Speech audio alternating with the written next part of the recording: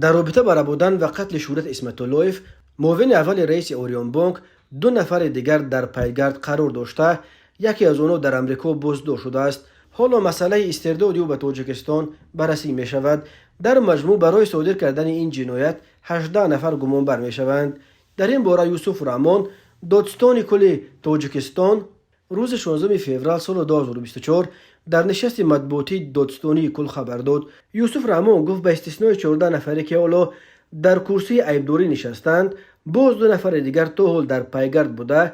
یک کس در بازداشتگاه از بیماری فوتید و یک نفر دیگر در پی درگیری مسلحانه در مولدووا کشته شد. نفر در مولدووا کشته شده رستم شوروف است. یک مسئول تحقیق پرونده از دادستانی کل اسم نفرانی که در جستجو قرار دارند پیشنهاد کرد. یکی از آنها بیطارف علیشیر سبزالیویچ 45 ساله می باشد که ساکن شهر دوشنبه است. او حالا در جمهوری پولش قرار داشته. از 6 اکتبر سال 2023 در جستجوی بین المللی قرار دارد. او تا حال بازداشت نشده است. به ضد او بر اساس ماده 103 کودکس جنایتی تاجیکستان پرونده جنایتی باز شده است.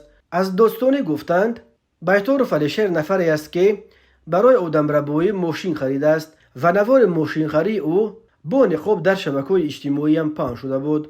نفر دوم مومن فیروز فتویویچ ساکن ناحیه شهرنو که این حال در امریکا دستگیر شده، مسئله استردادش به تاجیکستان مورد بررسی قرار دارد. او از 25 آگوست سال 2023 در جستجو قرار داشت. به ضد مومن و فیروز با ماده کشتار و آدمربایی پرونده جنایتی باز شده است. مقامات تاجیکستان قبلا فیروز مومنوف را به آن گناهکار کرده بودند که بعد فرار دلشاد کراساوچیک از تاجیکستان در پایان ماه ایون سال 2023 او را یک هفته در منزلش در منطقه پرم روسیه پنهان کرده، سپس برای اسپین به مسکو رفتن کمک و مساعدت کرده است. نفری که بعد بازداشت در بازداشتگاه ففتیده است مصطفی قلوف پرویز ساکن شهر پنجکین می باشد. به اطلاع منبع روز 25 آگوست آلیهو در بازداشتگاه یک بار بد می شود و او را به مؤسسه طبابتی رقم 3 می برند. بعد 3 روز 28 آگوست او در این مؤسسه در پی بیماری پنیومونیا وفات می کند. به ضد او برای خبر ندادن اوید به جنایت یا ماده 347 کودکس جنایتی پرونده باز شده بود. روز 15 فوریه شیر محمد شایان رئیس دادگاه عالی تاجیکستان رسما جزئیات ربودن و قتل شهرت اسمت‌اللهیف را به روزنامه‌نگاران ارائه کرد و گفت در دایره پرونده شهرت اسمت‌اللهیف 14 نفر در کرسی عیبدارکنی نشستند.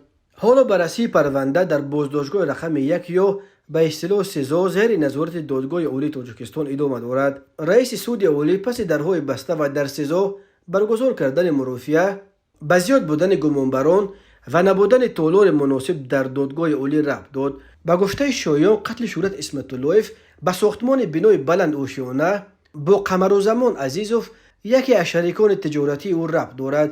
او گفت بعد در حالت ناگوار مالیوی قرار گرفتن عزیزوف به دلشاد سیدمرادوف معلومات میدهد که گویا اسمت‌اللهیف به ارزش زیاده از 2 میلیارد دلار کریپتووالیوتا دارد. قمرالزمان عزیزوف و دلشاد سیدمراد گروه متشکل جنایتی سازمان داده با طرز اصول کارمندان مقامات حفظ حقوق عمل کرده نقشه کشیدند که اسمت‌اللهیف را بوده با استفاده از زورآوری و شکنجه مبلغ‌هایش را تصرف کرده او را به قتل میرسانند. برای عملی کردن این جنایت قمرالزمان عزیزوف به دلشاد سیدمرادوف 1,500,000 دلار وعده میدهد، گفت شایان.